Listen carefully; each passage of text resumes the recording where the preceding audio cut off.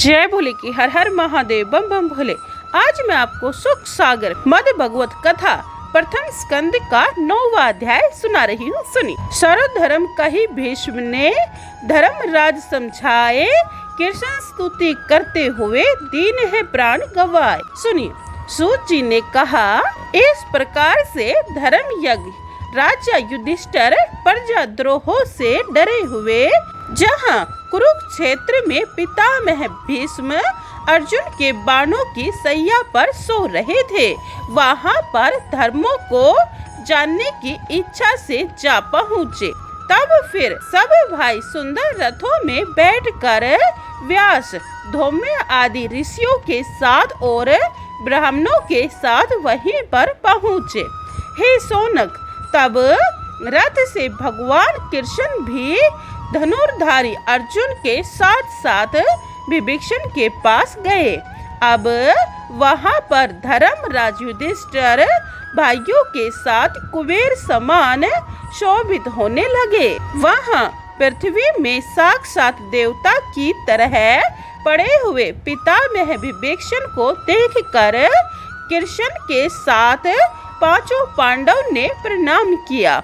उसी समय देव ऋषि तथा राज ऋषिगण भी भीष्म को देखने के लिए आए तथा पर्वत, नारद, धौम्य, व्यास, बृहदसौ, भारद्वाज, परशुराम, वशिष्ठ, इंद्रप्रमद, त्रित, गृधसमद, असित, कशिवान, गौतम, अत्रि, कौशिक, सुदर्शन और भी सुखदेव आदि मुनिगण अपने अपने शिष्यों सहित पितामह भीष्म के दर्शन करने कुरुक्षेत्र में पहुँचे।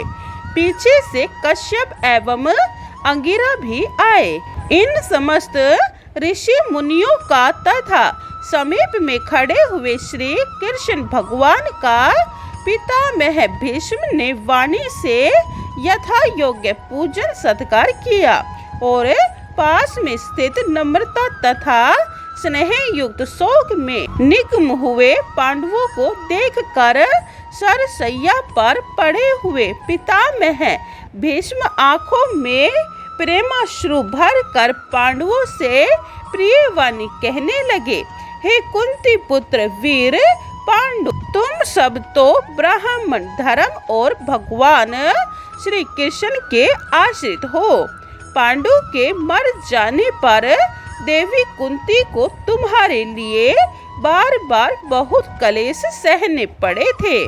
जैसे वायु के अधीन मेघ रहते हैं, वैसे ही यह सब लोग भी काल के अधीन हैं। अहो, जहाँ धर्मसूत राजा युधिष्ठिर भीम जैसे गदाधारी और भगवान श्री कृष्ण के परम मित्र वीर अर्जुन गांडीव धनुर्धारी हैं, वहाँ भी विपत्ति की संभावना रहे। भगवान श्री कृष्ण की माया से जब बुद्धिमान भी मोह को प्राप्त होते हैं, तो हमारी तुम्हारी क्या शक्ति है जो कि हम उनके गुप्त चरित्र को समझ सके। हे धर्मराज, कर्म 3 प्रकार के होते हैं, जिन्हें आप सभी जानते भी हैं। क्रियमाण, संचित और प्रारब्ध जो वर्तमान समय में किया जा रहा है, वह कर्म क्रियमाण है जो करते करते इकट्ठा हुआ है।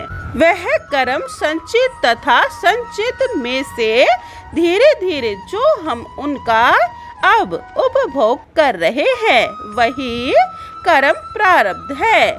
जैसे किसी ऊंचे पर्वत से नीचे को जो झरना बह रहा है, वह क्रियामान हुआ और वही जल किसी सरोवर में जाकर रुक करके इकट्ठा हुआ, वही संचित हुआ।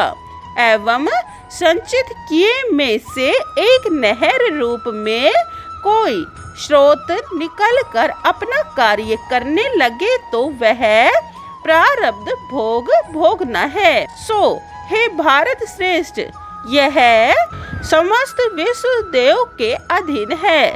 दुख तथा सुख का देने वाला कोई नहीं। जीव अपने कर्मानुसार ही सर्वभोगाप भोगों को भोगता है। अतः दुख प्राप्त हुआ और सर्व जाति नष्ट हुई। इस फल का कर्ता कोई भी नहीं। समय पर सब संसार को अपना संचित कर्म अवश्य भोगना पड़ता है। उससे मनुष्य को चाहे सुख मिले चाहे दुख, चाहे जीवन रहे या न रहे। आप ऐसा जानकर देव का अनुसरण कीजिए। परमेश्वर भक्त किसके वश में रहते हैं आप सब जानते ही हैं। उनका न कोई प्रिय है न कोई अप्रिय। देखिए, समदृष्टि भगवान श्री कृष्ण मुझ भक्त के पास मृत्यु समय पर सम्मुख आकर साक्षात रूप से दर्शन दे रहे हैं, जिनका नाम ही अंत में भव बंधन से छुड़ा देता है। सो तो वो मेरे सम्मुख आ खड़े हैं। इनके नाम रस का योगी जन पान करते हुए मुक्ति पाते हैं। वे दीन दयालु भक्त वत्सल योगेंद्र भगवान श्री कृष्ण आज अपना पावन दर्शन देते हुए मेरे सर्व दुखों को दूर कर रहे हैं। मुझे धन्य है जो परमात्मा साकार स्वरूप श्री कृष्ण चंद्र जी मेरे देहावसान तक मेरे सम्मुख उपस्थित रहेंगे। सूत जी ने कहा, हे ऋषियों, ऐसा कहते कहते पितामह श्री भीष्म देव जी श्री कृष्ण जी के ध्यान में इतने लीन हो गए कि उन्हें देह की तनिक भी शुद्ध बुद्ध न रही और प्रेमाश्रुओं से निज मुख को धोने लगे। इनके पश्चात नमन करते हुए धर्मराज युधिष्ठिर ने शरपंजर में पड़े हुए भीष्म पितामह से विविध कर्मों का लक्षण पूछा। तब तत्ववेता पितामह भीष्म ने उनको संपूर्ण वर्णाश्रम धर्म का तथा साधारण मनुष्य के स्वाभाविक धर्म का रहस्य तथा सकल कारण बतलाया। परवर्ती और निर्वर्ती द्विविध धर्म, दान धर्म, मोक्ष धर्म, राज धर्म, स्त्री धर्म तथा धर्म अर्थ काम मोक्ष आदि का संक्षेप रूप से वर्णन किया। इस प्रकार से धर्मों का वर्णन करते हुए इच्छा मृत्यु वाले योगी भीष्म देव को वह योगियों का प्रिय उत्तरायण काल प्राप्त हुआ। वे इतने दिनों से सरसैया पर उत्तरायण सूर्य में देह त्यागने की इच्छा से ही लेटे हुए थे।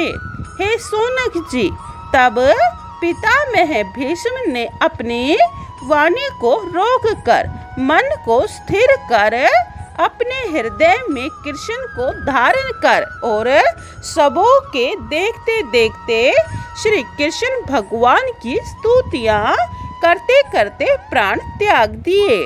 तब ब्रह्मा में लीन हुए भीष्म को जानकर समस्त ऋषि शांत हो गए तथा देवता और मुनियों ने दुंदुभियां बजाई, साधु प्रशंसा करने लगे, आकाश से फूलों की वर्षा होने लगी। तब धर्मराज युधिष्ठिर ने पितामह भीष्म देव का प्रेत कार्य किया और क्षण भर दुखित भी हुए। वहाँ जो मुनि थे वे भगवान श्री कृष्ण की स्तुति करते करते प्रसन्न चित्त से अपने अपने आश्रम को गए। युधिष्ठिर ने श्री कृष्ण के साथ हस्तिनापुर को जाकर धृतराष्ट्र और गांधारी को सांत्वना दी और फिर युधिष्ठिर ने धृतराष्ट्र और श्री कृष्ण की आज्ञा से धर्म राज्य किया। 9वां अध्याय समाप्तम। जय भोले की 10वां अध्याय यह आप दूसरी वीडियो में सुने। ओम नमो भगवते वासुदेवाय। जय भोले की हर हर महादेव, बम बम भोले। अगर आपको सुख सागर पूरी सुनी है तो यह चैनल सब्सक्राइब कर ले और कमेंट में जय भोले की लिखें। जय भोले।